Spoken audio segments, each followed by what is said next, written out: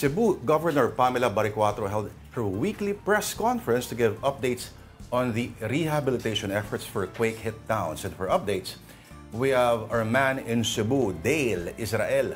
Dale, please unmute.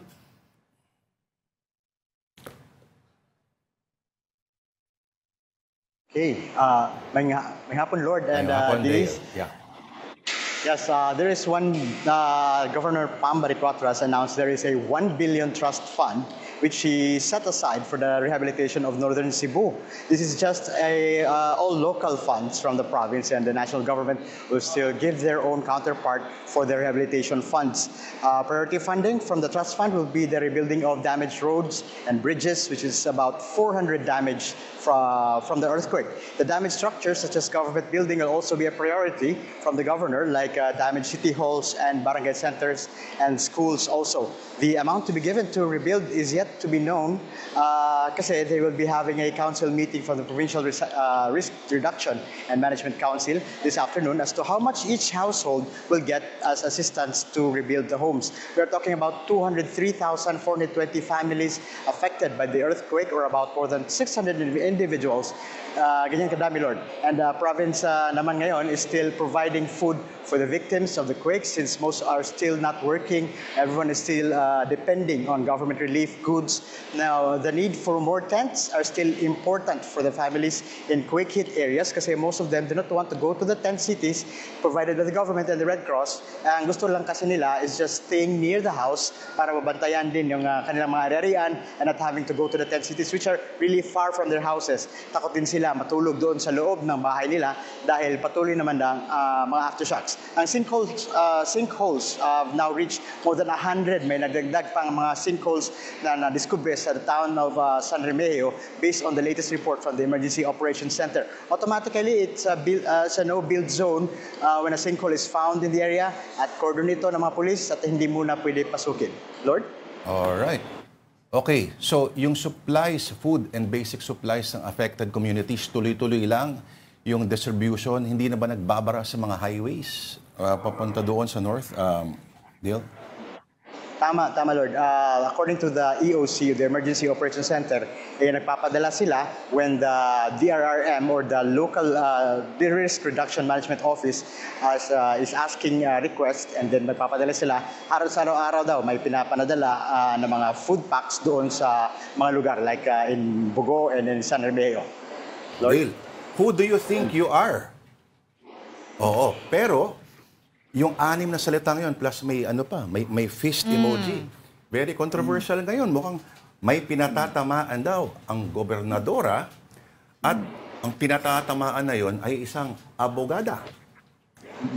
This is, ito yung about the post of former Mandawi City Treasurer Rigal Oliva, who ran as congressman but lost in the last elections and is becoming a vlogger, or a vlogger now, and his content is about posting legal point of views of recent issues. In her post, she was explaining why the International Criminal Court denied the request for interim release of former President Duterte, to which he blamed the statements issued by Vice President Sara Duterte as the cause why the release was not granted. He also talked about victims of the war on drugs, that they may be compromised when Duterte is released. But this did not sit well with the DDS supporters, and Oliva was subject to yung mga tirades of the supporters and even trolls of the Duterte family.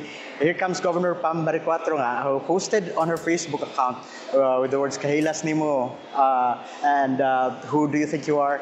Ayun, Tatay Dugong forever pa. So, which literally translates to who are you, and you're being arrogant, and who do you think you are?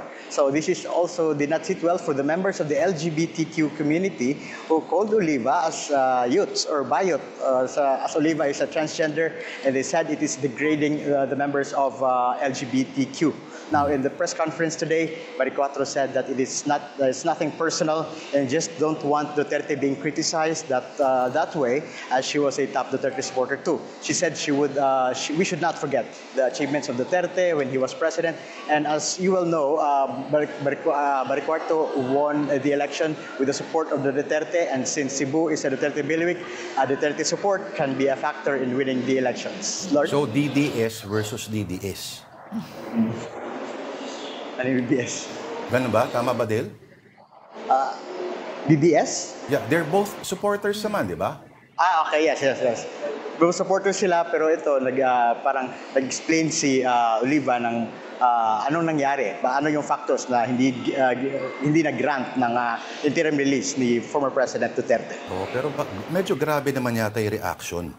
No, kung nagsasite lang siya, expressing lang siya ng opinion at isang legal opinion at that. Bakit naman kaya ganun? Kaya, itong dalawang batoy may away na prior pa, Dale. Wala naman. Hindi naman sila magkaaway during the last elections. Pero itong si Oliva is an ally of former Governor Gwen Garcia. Naman, Dale. Speaking of, Dale, we reported earlier na the Ombudsman has dismissed the graft complaints against former Governor Gwen Garcia. Can you tell us more about that? Denise, the Office of the Ombudsman has dismissed the case against former Cebu Governor Gwendolyn Garcia in connection with the special permit for the desilting of the Mananga River. Ito yung resolution, is a resolution penned by also Ombudsman Director Ryan Mercado and approved by Deputy Ombudsman Dante Vargas. Now, the panel found no evidence of corruption or malicious intent on the part of Garcia in granting this permit of desilting the activity. The Ombudsman said that no quarrying was done in the area, and that Garcia's intention was to address just the water crisis brought about by the El Nino phenomenon here in Cebu. Alright, on that note, nagpapasalamat tayo sa ating man in Cebu, ang hindi na makakalimot na pindutin ang kanyang mute button from now on, Dale Israel.